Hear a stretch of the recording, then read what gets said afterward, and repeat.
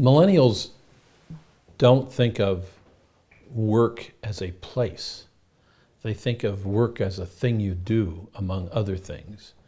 And so we hear a lot in corporate America about the need to maintain some kind of work-life balance, as if the two are distinct. That's a very Generation X attitude. Generation X is interested in having personal space walled off from the corporate world in order to have time and capacity to deal with the families they love and the friends they have. And millennials have a different attitude towards that. We should quickly mention, of course, that boomers are workaholics who created the problem in the first place. So that's a separate issue. But millennials' attitude is, well, why do I need to distinguish those? Work is a part of life. It isn't distinct from life. And it's something I can do in the course of the day when I'm doing everything else I do in life, and whether that's socializing with my friends online and social media, whether it's interacting with my family and Skype chats with my children at school, if I could do that.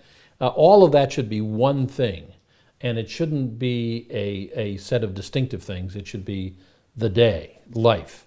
And that blending is something that corporate worlds are only just beginning to even be willing to talk about, let alone promote. Right. On the other hand, you'll have companies that are set up for millennials. Facebook, quite obviously, is one. Google, certainly. Google is another one, where, quote unquote, work and life are so integrated to one another that people never want to leave work, and they have to be directed to go home, right, to wherever their home happens to be. If you look at the architecture and design of the new Apple headquarters, which is in a circle, sort of reminds me of the Obama O in his little bumper sticker logo, but in a circle, in order to demonstrate that there isn't hierarchy, that we're all working seamlessly together.